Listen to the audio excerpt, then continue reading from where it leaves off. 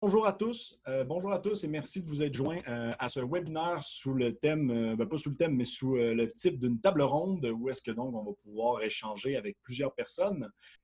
Donc, on va parler aujourd'hui de la trêve hivernale et je dirais même avec un cocktail d'intervenants aussi important et aussi diversifié et pertinent. Écoutez, je vous propose tout le monde pour vous présenter de la meilleure façon possible, que vous puissiez vous présenter en fait vous-même, ce qui fait que on est certain qu'il n'y a pas de fausses informations. Aurélien, on doit commencer à avoir de la difficulté à te présenter. Tout le monde doit déjà te connaître en France. Oui, je sais pas, j'en sais rien. En tout cas, je suis préparateur physique professionnel. Je suis directeur des formations à la Fédération d'haltérophilie musculation. Et puis voilà, j'essaye de vulgariser mes compétences et mes connaissances depuis quelques temps maintenant, notamment sur mon site web et sur les différents réseaux sociaux. C'est peut-être par ce biais-là que vous avez le plus entendu parler de moi.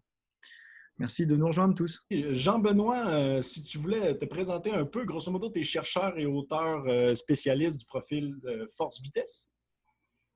Oui, salut à tous. Je suis chercheur et professeur à l'Université de Saint-Étienne dans ce labo, qui est l'Institut régional de médecine du sport et l'IBM.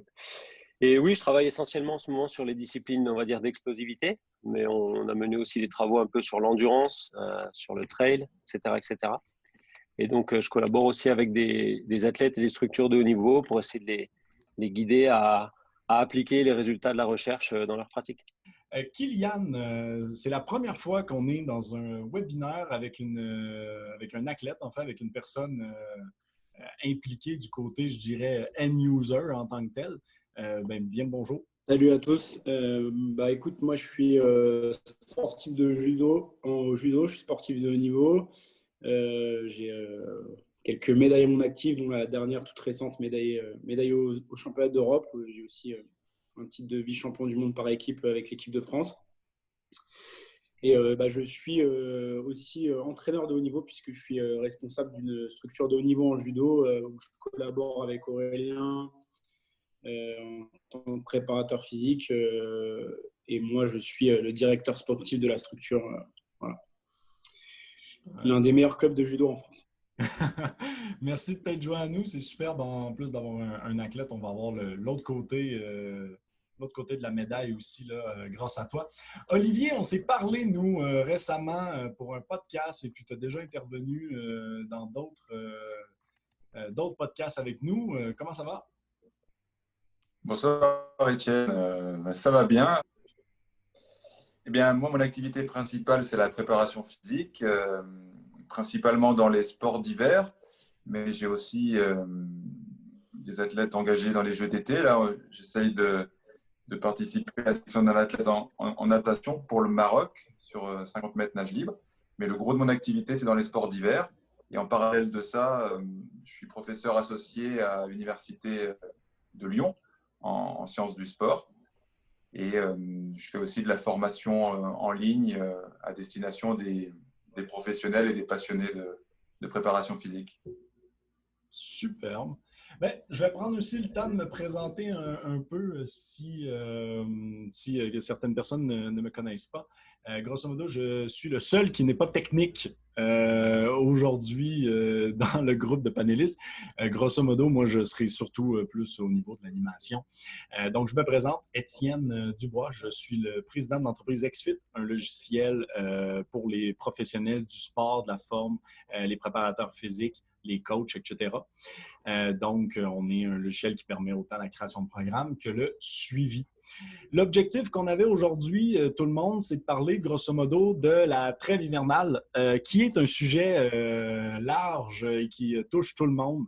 C'est pour ça qu'on trouvait intéressant d'en parler. souvent, on va parler de la trêve hivernale du côté des athlètes olympiques ou des athlètes au niveau, là, grosso modo. Mais c'est aussi réaliste ou pas réaliste, mais pertinent, en fait, pour tout le monde. Autant là, pour les monsieur, madame, tout le monde. Où est-ce que durant Noël, ben, il y a plus de tentations pour autre chose que de faire le plan d'activité physique prévu. Donc, on va parler un peu de ces deux éléments-là ensemble aujourd'hui, mais j'aimerais ça peut-être une définition plus concrète de ce que l'on entend par trêve hivernale. Je ne sais pas si Aurélien, tu voudrais commencer avec ta définition de la trêve, en fait. Oui, c'est important parce qu'effectivement, on n'a pas tous la même définition, à plus forte raison que des Nord-Américains nous écoutent. Et que en France, en Europe, plus généralement, on n'a pas de saison off. Donc déjà, le rythme est très très différent d'un pays à l'autre. Le seul sport, à ma connaissance, hormis les sports d'hiver, qui ont quand même une saison off, hein, Olivier, je parle sous ton contrôle, mais le seul sport d'été, puisque moi je suis plutôt sur le versant olympique été, qui est une saison off, c'est le volleyball, qu'il exploite très mal. Mais en tout cas, on a une coupure qui va de quelques jours pour certains sports à, effectivement, comme tu posais la question, Étienne, en début de webinaire, 2 voire 3 semaines. Donc, c'est une coupure qui est quand même rythmée énormément par notre culture, par les fêtes de fin d'année qui sont très fortes et très suivies en France. Donc, Noël et le jour de l'an. Et qui donc, pour certains sports, est très très longue, mais majoritairement assez courte. Donc, c'est voilà, comment on réagit face à ça. C'est un peu le sens de ce webinaire. Comment on réagit face à ça? Est-ce qu'on est sur quelque chose de subi et de non géré? Est-ce qu'on est sur quelque chose qui est sur un versant plutôt de récupération? Est-ce qu'on est sur quelque chose qui est une opportunité de remettre les pendules à l'heure en cours de saison face à une déperdition des différents facteurs de performance? C'est un petit peu le sens des débats ce soir. Super. J'aimerais juste peut-être du côté de Kylian, étant donné peut-être d'un point de vue terrain ou d'un point de vue la personne qui vit finalement la trêve pour de vrai.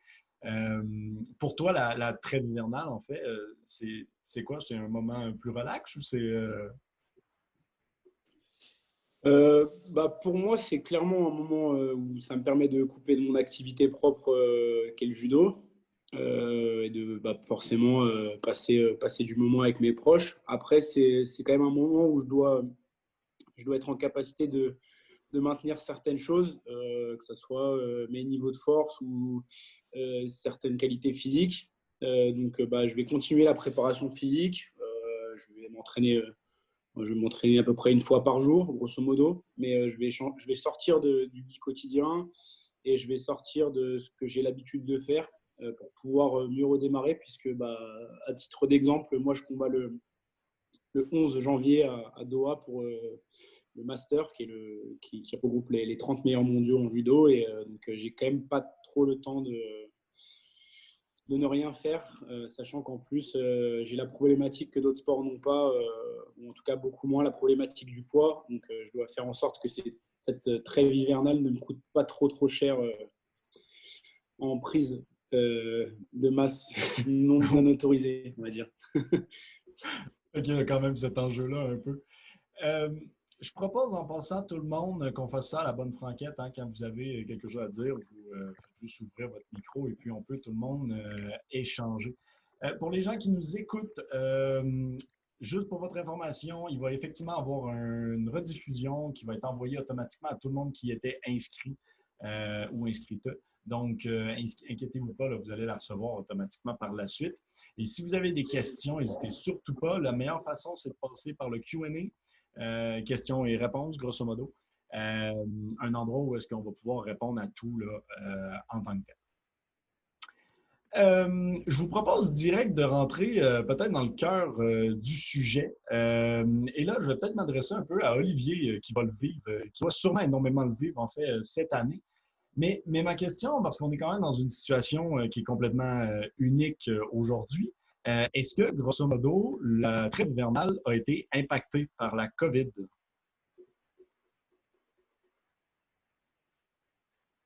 Olivier, Alors, vas-y. oui, je t'entends très bien.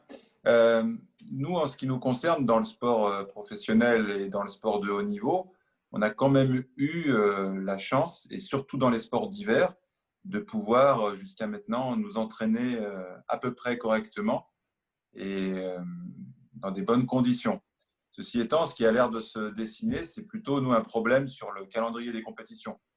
Tu vois, on a déjà eu certaines Coupes du Monde qui ont été annulées, d'autres décalées. Donc pour l'instant, l'entraînement se passe bien, mais le calendrier des compétitions risque de se complexifier avec les mois 2021, on va dire. Ouais, puis surtout, on n'a pas de boule de cristal, mais avec les fêtes de Noël, ça se peut que la situation à l'international évolue quand même rapidement. Jean-Benoît, n'hésite pas si tu veux rajouter quelque chose par rapport à ça. Non, je crois que ce qu'il faudra qu'on intègre dans la discussion, c'est que les gens qui nous écoutent ont justement peut-être affaire à des athlètes qui vont d'un niveau international à un niveau amateur. Et là, pour le coup, le Covid va impliquer une gestion de la trêve complètement différente. Donc, je pense qu'on essaiera de couvrir un peu toutes les thématiques. Oui, effectivement. Aurélien, toi, de ton côté, est-ce que c'est la même chose que tu vois, un impact par rapport à la COVID et ton plan de match avec tes athlètes? Ou, En fait, la Covid nous a donné une opportunité assez étonnante de faire un cycle de développement euh, à très long terme, ce qu'on n'a jamais le temps de faire dans le sport de haut niveau. Kylian le sait, puisque comme il l'a dit, on collabore beaucoup ensemble. Je suis encore en charge de sa prépa physique d'ailleurs, mais on collabore aussi sur de l'entraînement avec des athlètes plus jeunes, moins expérimentés. Et c'est vrai que c'est quelque chose qu'on n'a pas eu l'occasion d'expérimenter ensemble avec Kylian, un cycle de développement comme ça, sans compétition, sans problème majeur de sélection ou de désélection, où on n'avait que le développement physique à considérer. Donc, en sortant d'une période comme ça assez longue, hein, au final, tout cumulé avec la période estivale, c'est presque 8 mois d'entraînement consécutif avec pas ou peu de compétition. Eh bien, forcément, cette trêve hivernale, elle devient secondaire. Ça devient une opportunité pour nous de récupérer, mais on n'a pas vraiment de problématique puisque le groupe n'a jamais été aussi entraîné, on n'a jamais été aussi dans le rythme de la préparation. On est toujours en train de courir après le temps, en train d'essayer de faire plus en moins de temps, on essaie toujours d'optimiser en gros. Là, on a bénéficié d'une phase un petit peu confortable. C'est une phase qui, par contre, concerne les sportifs de haut niveau qui, pour la première coupure, étaient très autonomes, ce qui est le cas dans notre groupe parce qu'on a une culture systémique de l'entraînement, ce qui n'est pas le cas de tout le monde. Il y a beaucoup de gens qui ont pris un stop net sur le premier confinement, donc ils ne sont pas dans la même configuration puisqu'ils ont pris 2 mois d'arrêt ou d'entraînement très approximatif. Et sur le deuxième confinement, ce n'est pas le cas puisque les athlètes de haut niveau en France, en tout cas, ont eu le droit de s'entraîner. Et donc là, il y a eu un double rythme, une reprise un petit peu différente. Donc je pense que tout le monde n'a pas vécu la même chose. Ce qui est certain, pour rebondir sur ce que disait Jean-Benoît, c'est pour les gens qui sont plus d'un niveau pré-élite, voire amateur ou sport santé, alors là, la problématique est complètement différente parce qu'ils sont plongés dans un univers de coaching qu'on ne connaissait pas jusqu'alors, ou peu, qui est un univers de coaching mixte, semi-digitalisé, semi-présentiel quand les coachs peuvent se déplacer. Et du coup, on se retrouve à interagir à travers des ordinateurs, à travers des programmes à distance, à travers des programmes plus simples. C'est un bon point. Ce que forcément, le Covid impacte du coup la trêve hivernale, puisque en sortant de ça, eh ben, on n'a pas les mêmes réflexes, on n'a pas les mêmes rythmes d'entraînement, on n'a pas les mêmes problématiques. Ce que j'entends aussi quand tu dis qu'il y a zéro compétition, et puis la question est un peu pour tout le monde, mais au niveau de la motivation, et ça touche autant le monsieur, madame, tout le monde, que ça va, le sportif amateur, que ça va toucher le sportif de haut niveau. Le sportif amateur qui s'inscrit à une course, un demi-marathon, et que c'est donc son objectif. Comment, en fait, on maintient la motivation chez des personnes qui, non seulement n'ont plus de compétition, mais ne savent pas quand ça va redémarrer surtout? Kylian, tu veux peut-être réagir un petit peu là-dessus? Ouais, c'est vrai que c'est une problématique que personnellement j'ai vécu ces derniers mois, hein. Forcément, après l'annonce du report des Jeux Olympiques, et qu'aujourd'hui on navigue très très clairement à vue avec des compétitions où on est quasiment sûr d'y participer à peu près 10 jours avant. Donc c'est vrai que ça fait court. L'idée, personnellement, c'est comme l'a dit Aurélien, c'est d'avoir bien travaillé en amont et d'avoir un gros bloc de développement qu'on a bien utilisé. Et aujourd'hui, finalement, dès que je m'approche de la compète, je me mets dans cette phase de récupération, d'affûtage. Et puis, si cette compétition n'a pas lieu, finalement, elle me permettra de repartir sur un bloc de travail derrière et elle m'aura permis de me régénérer. Dans l'idée, voilà, c'est comme ça que je perçois les choses. Et d'un point de vue psychologique, je me suis mis aussi dans dans ce mode-là pour être sur du gagnant-gagnant, parce que si je me mets vraiment à me dire que ça me pénalise, etc., forcément, je vais mal vivre les choses. Donc moi, l'idée, et c'est arrivé des compétitions qui ont été annulées, c'est de me dire, écoute, ça t'aura permis de te régénérer, d'avoir fait ta phase d'affûtage et puis de repartir sur un bloc de développement, grosso modo. Je ne sais pas, Olivier, si tu veux nous partager, est-ce que tes athlètes sont un peu démotivés? Est-ce que tu as mis en place des choses pour les garder motivés? Comment ça se passe d'un point de vue terrain?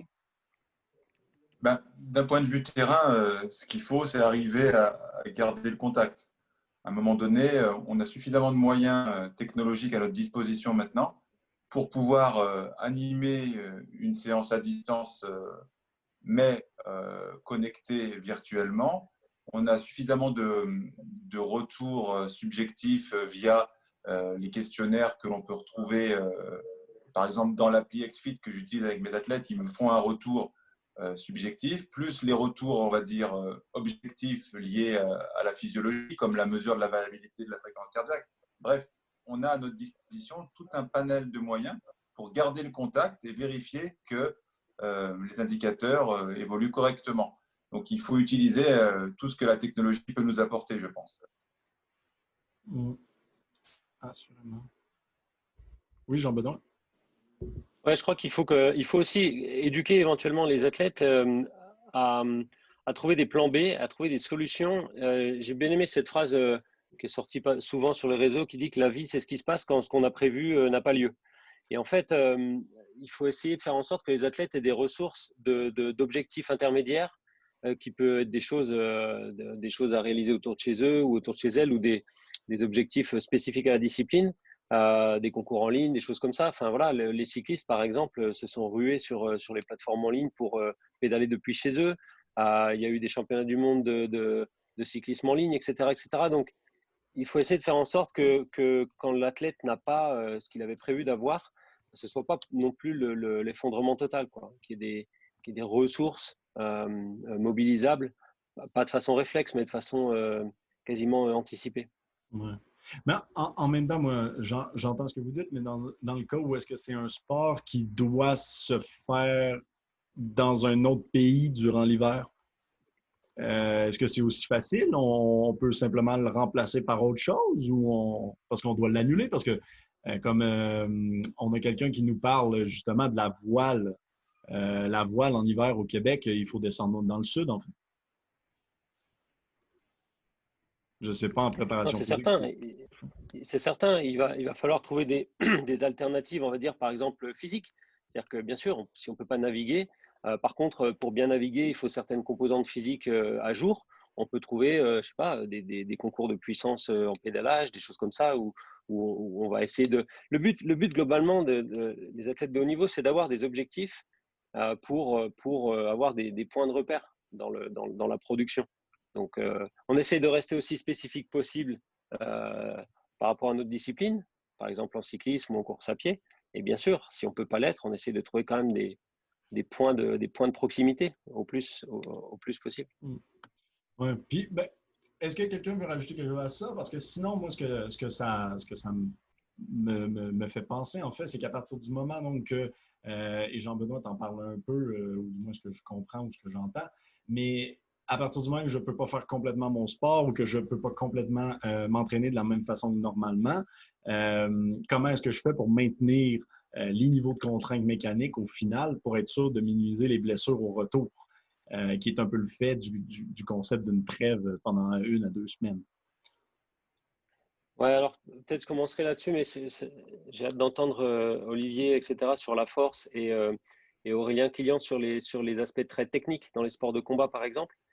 Mais je pense qu'il y a énormément de sports dans lesquels on sous-estime la contrainte mécanique et l'intensité mécanique du geste sportif parce qu'en fait, on ne s'en rend pas compte.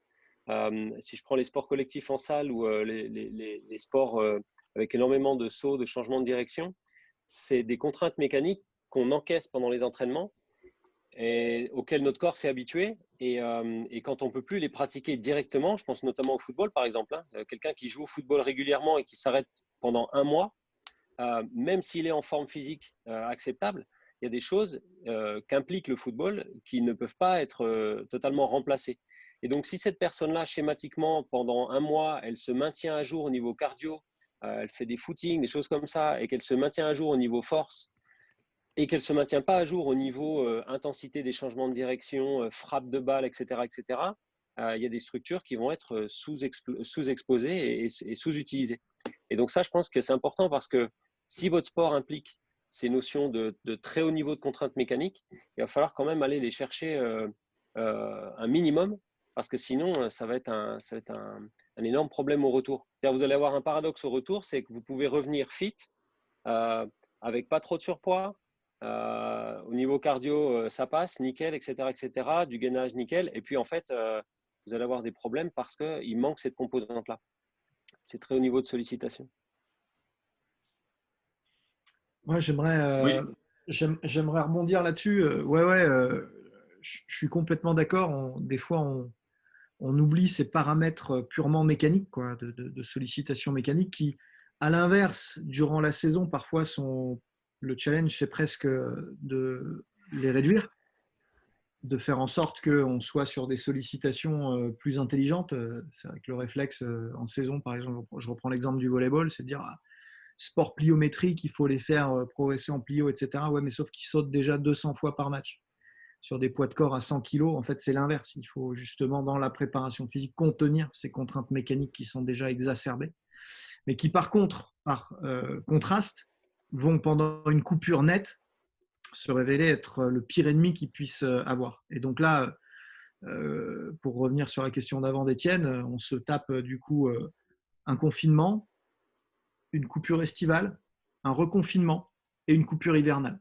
Donc autant d'opportunités finalement, soit de développer ces capacités mécaniques liées au sport, ou à l'inverse, une menace de se couper de ça et de se dire bon, bah, je vais faire justement ce que je n'ai pas le temps de faire d'habitude, je vais m'entraîner sur un vélo pendant je ne sais pas combien de temps parce que voilà, je suis confiné chez mes parents à la montagne et que je peux faire du vélo, je n'ai pas le temps. Sauf que mon sport, c'est le volley. Et que du coup, au retour, je vais effectivement avoir un VO2 de folie, je vais effectivement avoir développé probablement une puissance de mes cuisses importante, mais sans contrainte mécanique au sol spécifique. Donc ça c'est une vraie problématique qu'il faut adresser. J'aimerais rebondir aussi sur ce que disait JB tout à l'heure, sur l'éducation des athlètes.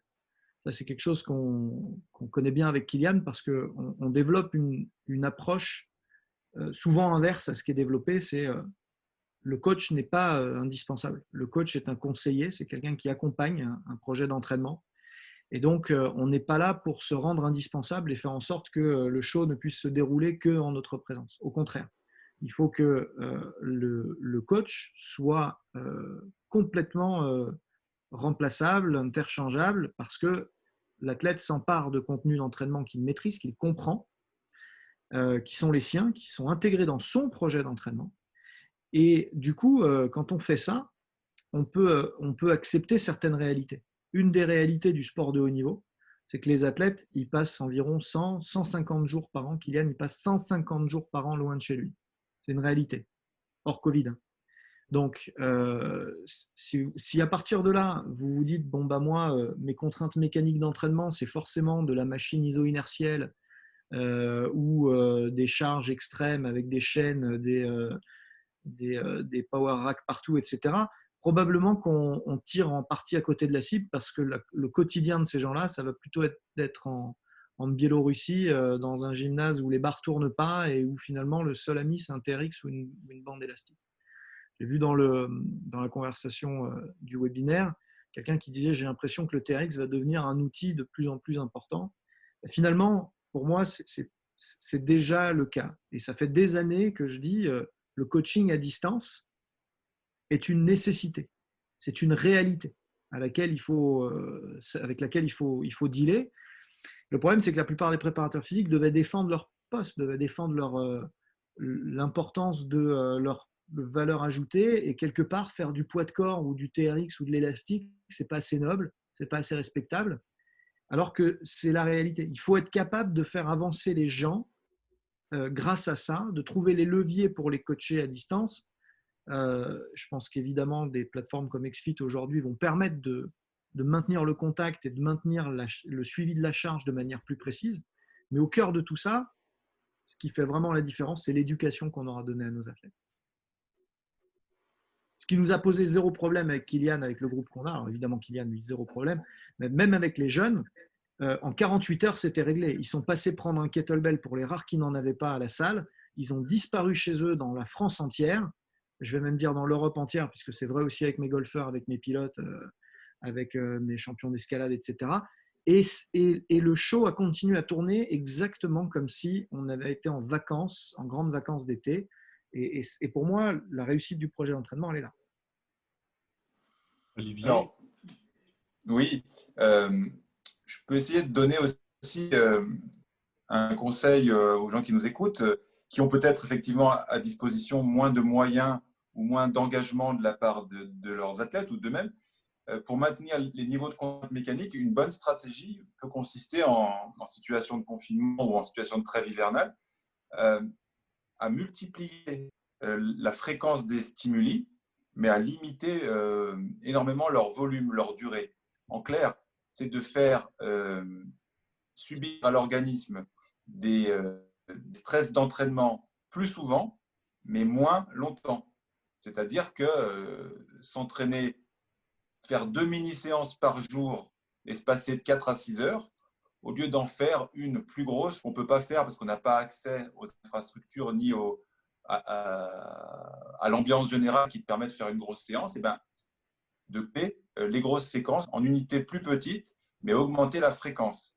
Et ça, c'est une bonne façon de maintenir les contraintes mécaniques tout en étant dans une situation réelle de trêve hivernale ou de confinement. Et je voudrais juste rajouter un truc à ça, Olivier, et je suis complètement d'accord, et notamment parce que la dépense énergétique de base de la vie de tous les jours en situation de confinement, elle est plus faible par la force des choses que la dépense énergétique classique. Et donc, ça veut dire que si on a de la dépense énergétique plus régulière et plus souvent, on va maintenir ce métabolisme un peu élevé et on va faire d'une pierre deux coups. C'est-à-dire on va maintenir une sollicitation mécanique et on va éventuellement lutter contre l'inactivité. Ça, c'est un énorme problème, hein. Quand on s'entraîne tous les 2 jours et que par ailleurs, on a une vie normale, parfois sédentaire, mais enfin normale avec de l'activité, ce n'est pas la même chose que quand on s'entraîne tous les 2 jours et qu'entre, on ne fait pas grand-chose. On ne marche plus, on ne sort plus, etc., etc. Donc ça, c'est fondamental, je pense. Moi, je voulais rajouter un petit truc par rapport à toutes ces contraintes. Nous, dans notre discipline, forcément, on a beaucoup de phases de combat, d'affrontement avec des partenaires, des adversaires. Donc, et ça, on se retrouve dans d'autres disciplines où il y a beaucoup de sparring, très difficile à retrouver en situation. Je pense qu'il est important aussi d'essayer de parler de mental, hein, tout à l'heure, c'est d'essayer de se creuser un petit peu les méninges et d'utiliser un petit peu sa tête pour s'imaginer ces situations. Je pense que ça apporte beaucoup aussi quand on fait de la préparation physique, d'essayer de mentalement se retrouver dans ces situations. Donc, je pense que ça, c'est la première chose qui me semble très importante, c'est d'essayer de se remettre dans le contexte, hein, d'essayer un maximum, même si c'est très compliqué dans ces situations de confinement. Et après, moi, ce qui me paraît vraiment primordial, c'est de ne pas s'emballer à la reprise. Peut-être qu'on en parlera après, mais Mais nous, dans notre discipline, vraiment, je l'ai beaucoup observé après le confinement. Beaucoup des coachs, principalement, bah forcément, ça fait 3 mois qu'ils n'ont pas vu leurs athlètes. Ils ont envie de tout de suite les remettre dans le bain. Non, il faut vraiment y aller très, très, très crescendo parce que là, il va falloir beaucoup de temps pour revenir à son meilleur niveau, malgré qu'on ait peut-être explosé tous les scores en muscu et en cardio, mais il va falloir être ultra vigilant. Donc, je pense que c'est aussi ça qui va faire la différence pour éviter les blessures.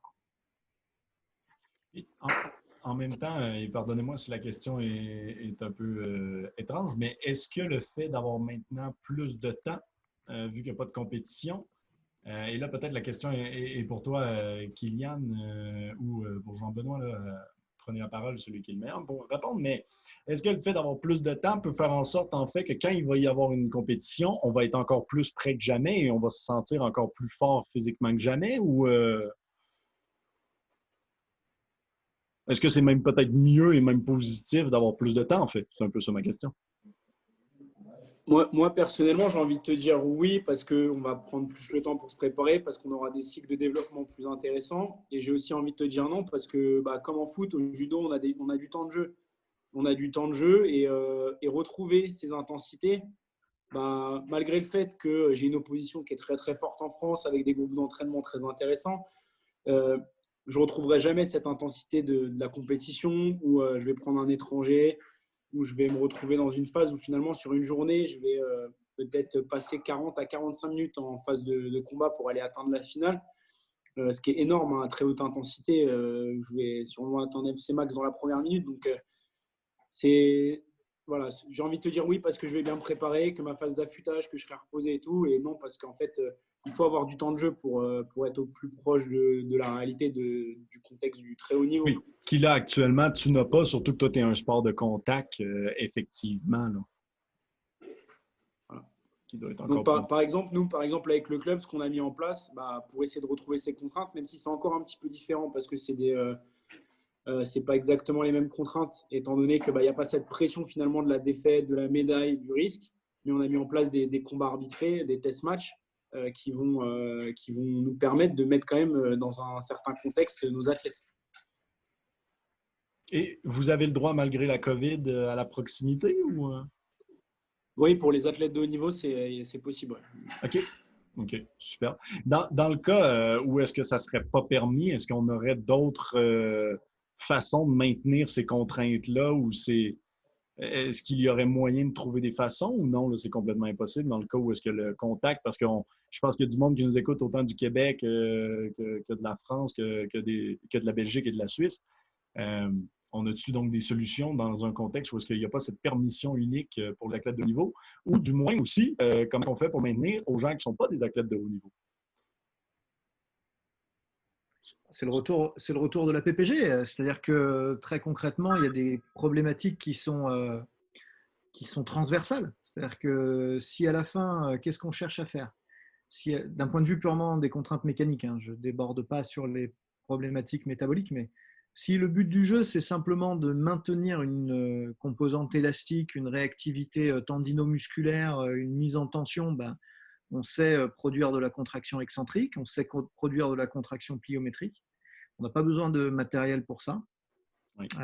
Si on prend l'habitude de travailler sur des sautillements, des reprises d'appui, des changements des transferts de poids de corps dynamiques, si on prend le temps de travailler avec des tempos et marquer le temps excentrique sur des mouvements même très simples, de pompe, de traction ou de squat, on arrive à maintenir, voire à développer, pour certaines personnes qui n'avaient pas forcément conscience de ça, des aptitudes mécaniques propices à une sortie efficace de confinement ou de trêve.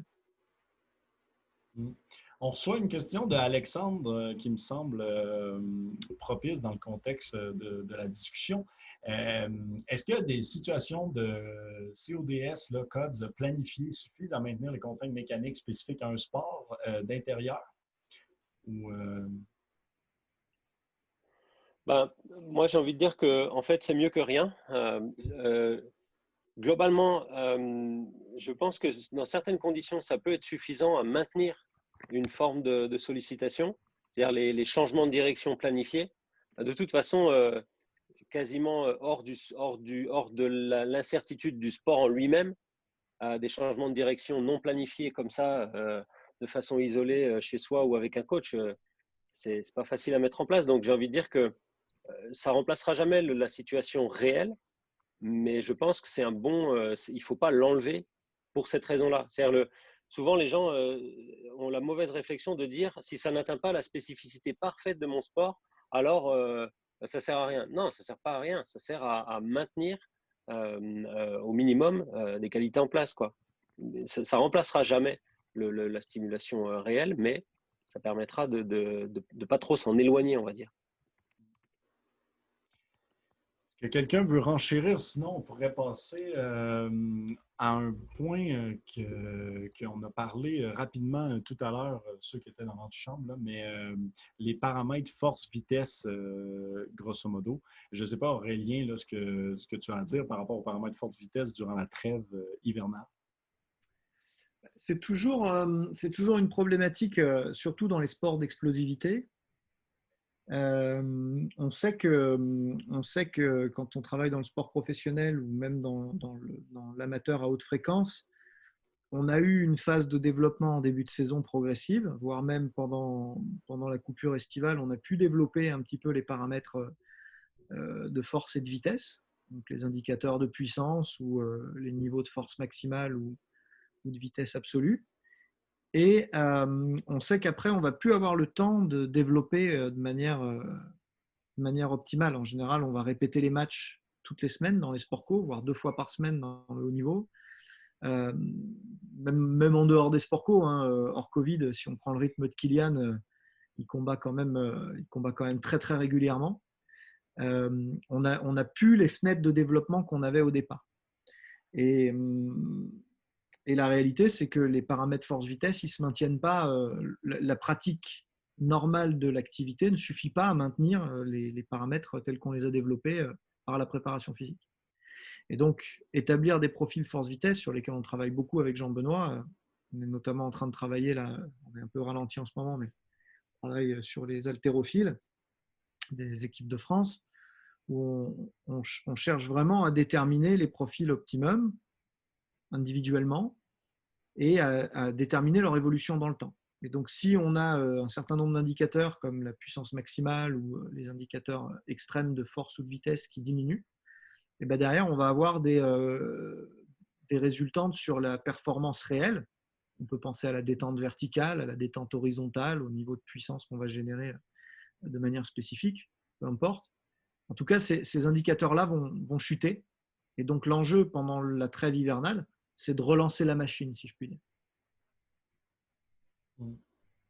Puis, dans ce contexte, et c'est Raphaël qui nous le pose, là, mais est-ce que vous croyez que c'est pertinent, durant la trêve, de privilégier le travail des zones d'ombre pour rétablir les éventuels déséquilibres ou pas du tout? Alors, je vais prendre la parole, Etienne, si tu veux bien. Là, s'il y a un moment pour travailler le maillon faible de la chaîne, c'est bien ce moment-là, puisqu'on a du temps à revendre, mais on n'a pas accès à toutes les options habituelles. Donc là, tout peut se résumer dans l'axiome suivant, c'est le moment de déspécialiser le sportif pour tendre vers l'équilibre. Tu vois ?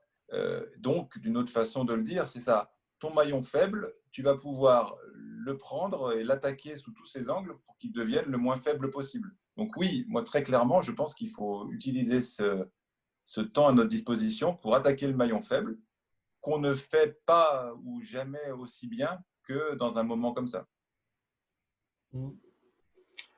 JB, Jean-Benoît, si tu veux te retirer du mute, on a même une question de Valérie. Puis si tu veux rebondir sur ce que Olivier vient de dire, avec grand plaisir. Mais après, on a peut-être une question de Valérie pour savoir si on a une idée de comment évoluent les différents profils en fait, de force-vitesse. Est-ce qu'il y en a qui se gardent mieux que d'autres quand on arrête de les entraîner, en fait? Pas encore. On n'en est pas là. Je souscris complètement à ce que vient de dire Olivier. Et en fait, l'approche de d'une forme d'équilibre dans le profil peut venir se joindre là. C'est-à-dire que j'ai l'opportunité là de faire un focus sur la qualité qui me fait défaut. À l'heure actuelle, on n'a pas beaucoup de données sur l'évolution pré-post-confinement, tout simplement parce que pour avoir du pré-post, il faut avoir du pré. Et je pense qu'il n'y a pas beaucoup de gens qui se sont dit on va être confinés dans 2 semaines, donc on évalue tout maintenant pour savoir ce qui va se passer.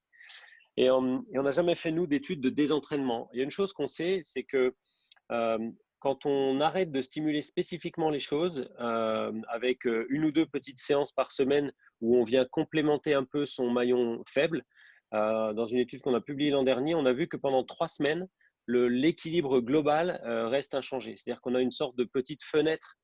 C'est un peu comme les qualités plutôt, on va dire, d'endurance ou les qualités aérobie. On a une petite fenêtre d'environ 3 semaines où il n'y a pas de changement dramatique dans les choses. Mais dans notre étude, c'était une fenêtre de 3 semaines pendant laquelle les athlètes continuaient leur pratique normale. C'est-à-dire qu'en fait, ils ne passaient pas d'une complémentation à rien du tout. Ils passaient d'une complémentation à pas de complémentation. Donc ça, c'est très différent. Après, il y a quand même une qualité, il y a une gestuelle et il y a une forme de performance qu'on ne peut pas se permettre d'oublier, c'est le sprint, c'est-à-dire la course à vitesse maximale.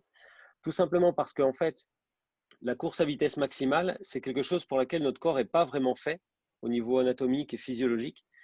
Et ça veut dire que c'est quelque chose qui vient stimuler nos structures de façon supramaximale. Il n'y a aucun exercice de musculation qui peut remplacer la vitesse à laquelle vos muscles vont agir et vos tendons vont agir et la force de réaction du sol dans vos structures quand vous courez très vite.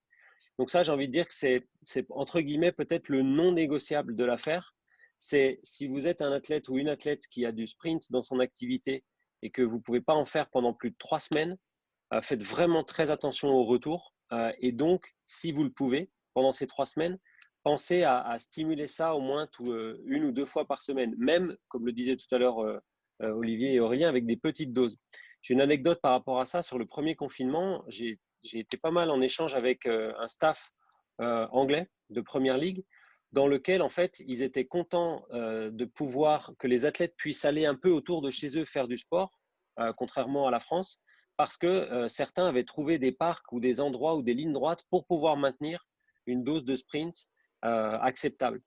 Alors, je ne sais pas si c'est une raison, mais en tout cas, dans ce club, lors de la reprise, ils ont été beaucoup moins en galère. Et lors de la reprise de la nouvelle saison, ils ont été beaucoup moins en galère, à niveau de jeu égal, hein, bien sûr, que dans d'autres structures. Donc ça, je pense que pour moi, c'est un des irremplaçables. Après, on n'a pas de statistiques scientifiquement avérées sur les pertes des paramètres force-vitesse. Moi, je peux vous donner, si vous voulez, mes stats de terrain. Je trouve chez mes athlètes qu'on a une perte de force de 2 à 3% par semaine d'arrêt complet de l'entraînement. Et ça jusqu'à 1 mois. C'est-à-dire qu'en gros, en 1 mois, tu peux perdre 10% de ta force si tu ne fais absolument rien, ce qui n'est pas notre discussion. Et l'autre chose qui est très claire, je trouve, c'est que les paramètres de puissance ou d'explosivité montent très vite, mais descendent très vite. C'est quelque chose qui fluctue assez rapidement. Donc, en clair, il ne faut pas se paniquer si on voit une sinusoïde apparaître assez fréquemment sur les paramètres force-vitesse, parce que ça se réentraîne aussi vite que ça se désentraîne. Et dernier point qui est lié à mon expérience, c'est que plus tu mets du temps à développer les paramètres neuromusculaires, plus tu évolues step by step, plus les gains sont stables dans le temps. Voilà les 3 statistiques qui sont sorties de mon côté. Ouais, ça fait beaucoup de sens. Ça m'étonne pas. Et en fait, la seule problématique, entre guillemets, c'est quand la puissance ou la vitesse sont associées, comme en course, avec des niveaux d'intensité pour les tendons, etc., extrêmement élevés. Pareil pour les paramètres d'endurance. Quand on avait fait l'étude un peu des qualités physiques des joueurs de rugby à 7, puis on avait regardé un peu sur plusieurs semaines de tapering, c'est-à-dire d'affûtage, ce qui bouge vite ou pas, on avait exactement ce que vient de décrire Olivier. Et on avait une stabilité sur les 3 semaines des qualités aérobie en lien avec la répétition de sprint sur bicyclette.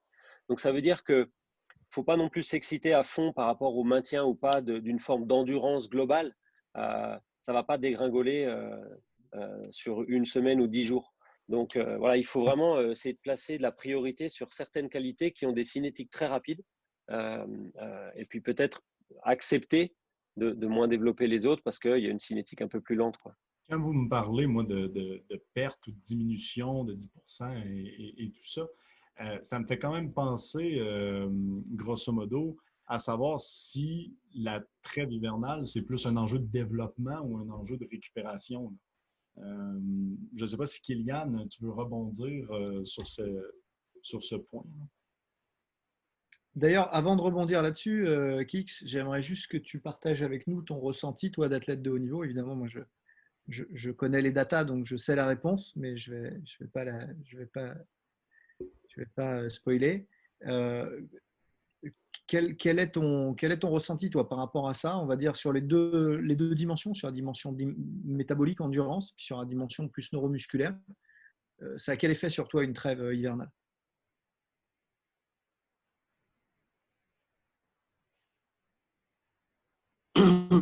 Bah, concrètement, une trêve hivernale, pour moi, ça a vraiment des effets intéressants parce qu'à chaque fois que je reviens de ce genre de moment, j'ai des progrès nets, en fait, puisque je me sens beaucoup plus frais, j'ai récupéré. Après, c'est aussi parce que j'ai une charge d'entraînement quand même très importante tout au long de la saison. Hein. Moi, je travaille sur des planifs tout au long de la semaine. Donc, je ne suis pas comme beaucoup de mes collègues au judo qui travaillent sur 5 jours. Moi, je travaille sur 7.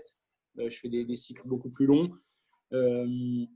Donc, du coup d'avoir ces moments, bah, ça me permet de beaucoup progresser et de revenir beaucoup plus frais. Après, c'est plus sur par exemple, on a parlé tout à l'heure du confinement. Moi, il y a des choses que, bah, comme vous disiez, j'ai travaillé des maillons faibles et j'ai trouvé vraiment beaucoup d'effets très intéressants. Notamment, moi, j'ai mis en place un protocole de travail de swing très lourd, de développement de la force. Et j'ai pas de data très, très précise sur ça, mais c'est vrai que je me suis en reprenant l'entraînement, je me suis senti beaucoup plus fort et j'ai fait beaucoup d'exos très globaux avec le TRX notamment. Et j'ai ressenti énormément d'effets. Donc, bah, on va dire que tous ces moments de pause, bah, j'arrive à travailler mes maillons faibles, comme on a parlé Olivier. Et ça me permet de repartir vraiment du bon pied, de me rééquilibrer, sachant qu'en plus, on a un facteur qui est aussi important, c'est qu'on a quand même une traumato importante en judo. Et moi, personnellement, bah, les doigts soufflent, les contusions aussi. Et ça me permet aussi d'avoir des effets intéressants aussi là-dessus parce que bah, réellement, au judo, 15 jours d'arrêt, ça permet de soigner beaucoup de petits bobos qui souvent mettent un peu à mal l'entraînement au quotidien. Je ne sais pas si j'ai répondu suffisamment correctement à ta question, Réal. Non, super intéressant. Ça permet en même temps, Kylian, juste parce que quelqu'un rebondit directement sur ce que tu viens de dire, est-ce que prévoir une période d'affûtage avec diminution du volume et d'augmentation de l'intensité pile durant la phase de trêve pour espérer la surcompensation à la rentrée peut être envisageable?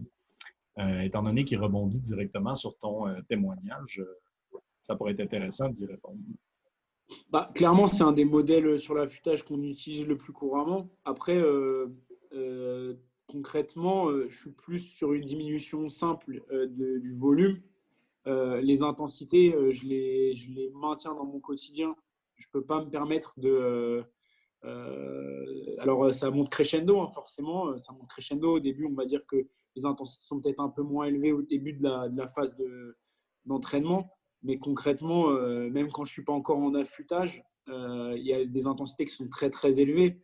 Donc, je ne peux pas te dire que je vais diminuer énormément les intensités. Mais par contre, oui, le volume, clairement, il va diminuer. Là-dessus, je suis 100% d'accord. Mais j'ai quand même des intensités bien en amont de cette période d'affûtage. Sinon, je pense que ça serait un choc trop important pour moi. Et finalement, je ne progresserais pas concrètement dans ma discipline parce que c'est quand même un sport à très haute intensité. Aurélien, est-ce que tu es d'accord avec la conclusion du sondage que j'ai mis en parallèle de vos réponses? Grosso modo, la trêve hivernale serait plus une histoire de récupération que de développement? Encore une fois, c'est pas mal contextualisé au rythme de compétition d'une part, et puis là, cette année, plus particulièrement à ce que je décrivais, c'est-à-dire que je pense que quand même beaucoup de gens se sont entraînés comme des malades pendant les 2 confinements, donc du coup, l'arrivée en fin d'année permet aussi de soulager un petit peu pour les compétiteurs. Euh, je pense même qu'on peut raisonner de manière plus globale hein, sur des gens qui subissent un entraînement de personnel training classique dans le cadre du sport santé ou du sport loisir. Globalement, la fin d'année, on sait qu'on finit un petit peu sur les rotules. Hein. On a des vies quand même assez dures, assez denses, assez rythmées. Et c'est sans doute une période de coupure qui peut être mise à disposition aussi pour récupérer. Je pense que ce qui est important pour prendre une décision et arbitrer, c'est de bien maîtriser sa discipline, de bien connaître les volumes et les rythmes d'entraînement, la dynamique de charge dont on parlait un petit peu tout à l'heure ensemble, Étienne.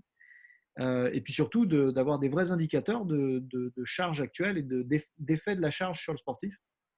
Et je ne sais pas si la réponse elle est systématiquement sport dépendant ou période dépendant. Elle est peut-être un peu plus sportif dépendant et actualité dépendante. Et il ne faut pas hésiter, quoi. Si on est sur un sportif frais qui a été peu sélectionné, qui a été peu sollicité, qui est dans de bonnes dispositions pour justement développer tout un tas de choses qu'on n'a pas le temps de développer, alors il ne faut pas hésiter, c'est une opportunité comme on n'en aura pas d'autres. En revanche, si c'est quelqu'un qui est déjà un petit peu en bout de souffle, qui est à mi-parcours déjà un petit peu abîmé, c'est le moment de le laisser se restructurer en gardant à l'esprit que quand même, il va falloir finir la saison et donc maintenir un certain niveau de sollicitation, notamment mécanique, comme on le disait, si je me résume un peu. Puis dans ce contexte-là, en fait, la trêve hivernale, c'est plus utile pour récupérer de manière centrale ou périphérique? Là encore, un arbitrage un petit peu Cas par cas. selon ce que l'on peut observer. Je sais que Olivier, par exemple, je vais en profiter pour parler d'un de tes webinaires, Olivier. Je sais que tu as développé une petite formation sur la variabilité cardiaque. On sait qu'on a aujourd'hui un certain nombre d'outils qui vont nous permettre de monitorer véritablement la récupération des sportifs et leur niveau de charge, en tout cas l'effet de la charge sur leur niveau de forme. Et on va mettre en place différentes stratégies en fonction de ce qu'on cherche à accomplir à ce moment-là. Est-ce que quelqu'un veut rebondir là-dessus? Autrement, moi, je veux juste, étant donné qu'on arrive sur le 1 heure, j'enchaînerai. Mais si quelqu'un a quelque chose à ajouter, on peut prendre le temps sans problème, là. Tout est bon, Jean-Benoît. Parce que ça me fait juste tout ça pour moi, c'est le après, en fait, que ça me sonne. Parce qu'en plus, Kylian, tu en as parlé tout à l'heure, hein, tu as dit à la reprise, il ne faut pas s'emballer. Donc, après la trêve, en fait, comment est-ce qu'on redémarre, comment qu'on évite de s'emballer, encore peut-être plus avec la COVID aujourd'hui. Je ne sais pas si lequel d'entre vous veut interagir sur ce point.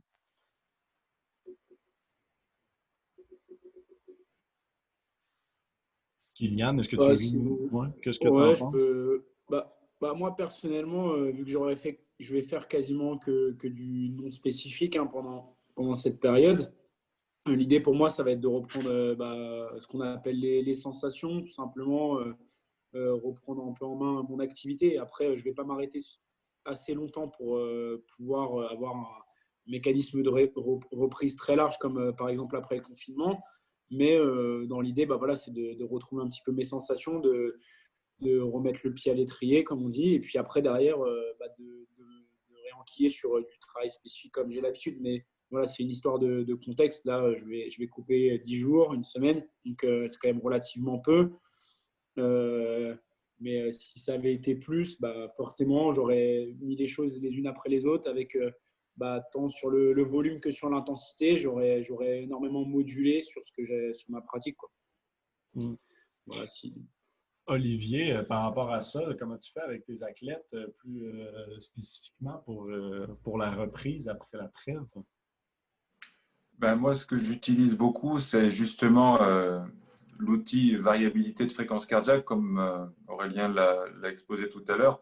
C'est un moyen de mesurer en fait la charge globale de stress avec un grand S qui pèse sur l'individu. Et c'est ça qui est très intéressant avec la VFC, c'est que tu mesures pas seulement le stress mécanique de l'entraînement, mais tu mesures le stress de la vie de tous les jours des gens. Parce que finalement, l'organisme, il fait pas trop de distinguo entre le stress de l'entraînement et le stress de ta vie privée. Et donc, avec des outils-là globaux, tu arrives à vraiment monitorer l'après-trêve pour respecter en fait les équilibres du système nerveux. Donc ça, c'est une chose. Et l'autre chose, il ne faut pas tomber dans le tout monitoring, on va dire. C'est-à-dire que d'un côté, on a cet outil-là que j'utilise beaucoup, donc pour lequel j'ai beaucoup de recul, mais il y a aussi toute l'expertise de l'entraîneur en termes de relation avec son athlète. Si tu arrives à te mettre au carrefour de ce que peut t'apporter la science et ce que peut t'apporter la connaissance personnelle des gens, c'est la meilleure chose qu'on peut dire pour la gestion de l'après-trêve.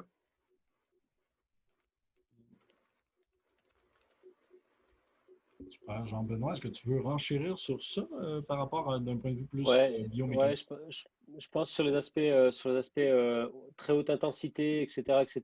La règle d'or, c'est de s'empêcher d'essayer de rattraper le temps perdu en augmentant le volume. C'est-à-dire qu'à un moment donné, euh, soit les objectifs d'après-trêve étaient connus avant, et donc il y a eu une planification qui permet de les gérer correctement, soit il faut revoir ses objectifs. C'est-à-dire que l'idée, c'est ça, c'est de se remettre progressivement, d'autant plus progressivement qu'on a coupé un peu la stimulation. Genre, le cas de figure vraiment problématique, c'est des gens, par exemple, en basketball, en football, en rugby, qui vont avoir un retour à la pratique, entre guillemets, précipité. Par exemple, dans les ligues amateurs, hein, même à un haut niveau amateur, la reprise des championnats, c'est une reprise administrative très souvent. Et c'est une reprise qui ne tient pas compte de la physiologie. Là, il faut que les entraîneurs et les athlètes eux-mêmes prennent en compte la physiologie. Alors, c'est plus facile à dire qu'à faire, hein, bien sûr, mais je pense qu'il faut garder ce frein moteur en tête et ne pas oublier que ce n'est pas parce que votre corps est fit et bien au niveau cardio qu'il est bien et qu'il est prêt au niveau mécanique, et au niveau tendineux et au niveau musculaire. C'est là qu'on a les mauvaises surprises, entre guillemets. Super.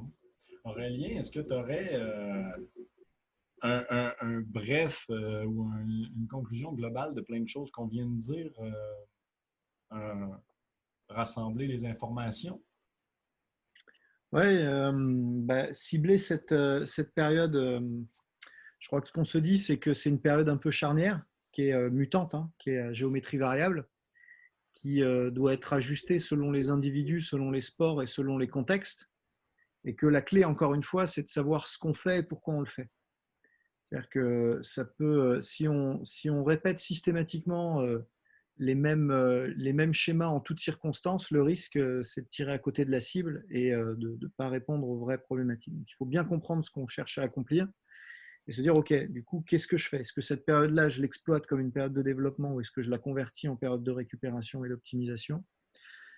Et pour prendre ces décisions-là, il faut de la data, il faut s'appuyer sur des choses monitorées tout au long de la saison.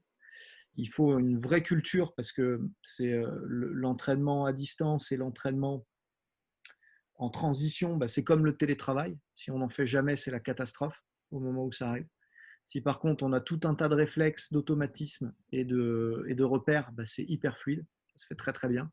Et du coup, on peut, en un claquement de doigts comme ça, switcher d'un objectif à l'autre, d'une problématique à l'autre, et réorienter, même d'ailleurs en cours de trêve hivernale. Si on l'a vu tout à l'heure sur les questionnaires, on a souvent 2 semaines, 3 semaines de trêve.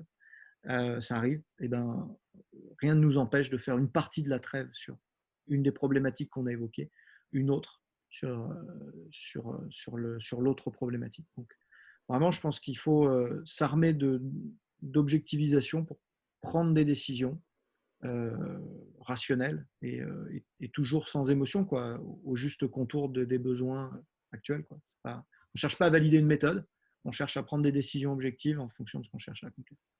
On pourrait prendre quelques questions et prendre la personne qui est la meilleure pour y répondre.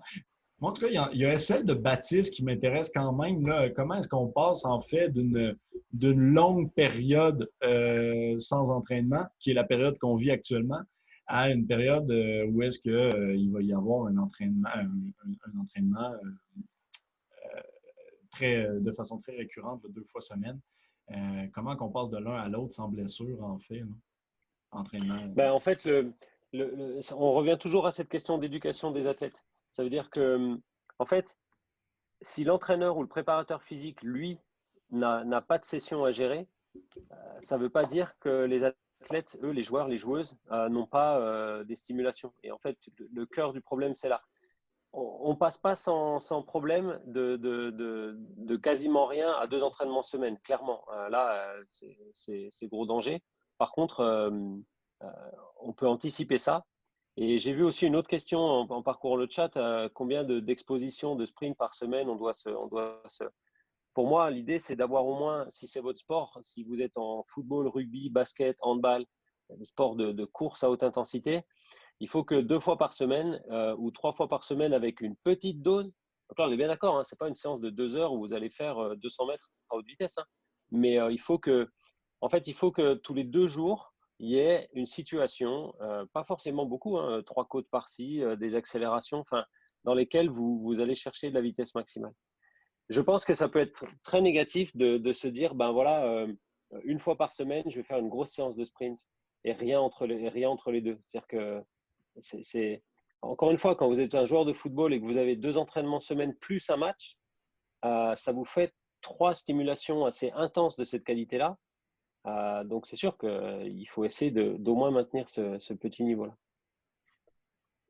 Puis quand on dit maintenir un niveau, il y a une question de Valentin.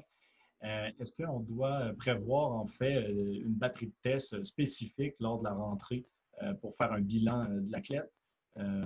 Comment est-ce que vous prenez ça? De quel côté est-ce que vous prenez ça, les tests physiques et puis les batteries de tests? Je peux prendre la parole si tu veux, Étienne. Ben oui. Je pense que c'est une erreur assez répandue chez nos étudiants et chez les jeunes entraîneurs de vouloir systématiquement, le jour 1 de la reprise de quoi que ce soit, de vouloir tout tester pour pouvoir dire 1 mois plus tard ou 2 mois plus tard, regardez comme j'ai progressé. Non, je pense que c'est un mauvais raisonnement. Tester les athlètes qui reprennent, c'est à la fois inutile parce qu'ils vont progresser juste parce qu'ils vont être exposés à de l'entraînement. Non seulement c'est inutile, mais en plus c'est risqué parce que tu passes de « j'ai pas fait grand-chose » à « je teste quelqu'un ». Et qui dit tester quelqu'un, pour peu qu'il ait un semblant de compétitivité, il va y mettre de l'intensité. Donc moi, ce que je conseille, c'est de surtout pas tester l'athlète au retour d'une trêve, mais bien 15 jours, 3 semaines après. Et on n'a pas besoin aussi de tester l'athlète pour savoir qu'il progresse. Tu vois, si par exemple, tu faisais des séries de 10 à 100 kg en semaine 1 et que tu fais des séries de 10 à 105 kg semaine 3, pas besoin de tester ta force pour savoir que tu as progressé. Et à un moment donné, l'évaluation, elle peut se faire tout simplement par l'observation du carnet d'entraînement. Puis Jean-Benoît semble complètement d'accord avec ça. Est-ce que tu veux rebondir ou… Non, c'était comme les tests de pré-saison. En plus, il y a certains tests qui, par définition, nécessitent un niveau d'adaptation et d'engagement maximal, puisqu'on teste des capacités maximales. Donc, ça n'a quasiment pas de sens de les mettre en place avant une certaine période. Ça peut même être négatif, puisque au-delà du risque de blessure, ça peut renvoyer une image de son état à l'athlète qui n'est pas réaliste, juste parce qu'il n'y a pas l'engagement nécessaire dans le test, quoi. Merci beaucoup d'avoir participé à cette table ronde. Autant vous tous, Aurélien, Olivier, Jean-Benoît et Kylian, autant tout le monde qui nous écoute. Écoutez, je crois, en tout cas, on aurait pu en parler pendant 3h30 sans problème et puis on aurait toujours trouvé du contenu à dire. Dans tous les cas, effectivement, désolé pour ceux que nous n'aurons pas pu répondre à toutes les questions. Je vous réfère vraiment aux formations de Olivier, Aurélien. Je vous réfère vraiment au compte Twitter, Instagram de tout le monde que je vous ai présenté. On va republier ça sur notre page Facebook pour être sûr que tout est disponible pour tout le monde. Mais je vous réfère vers là pour pousser plus loin la réflexion. En attendant, eh bien, je vous souhaite bon temps des fêtes à tous. On est quand même à 2 jours de Noël. Donc, bon temps des fêtes à tout le monde. Et merci d'avoir participé.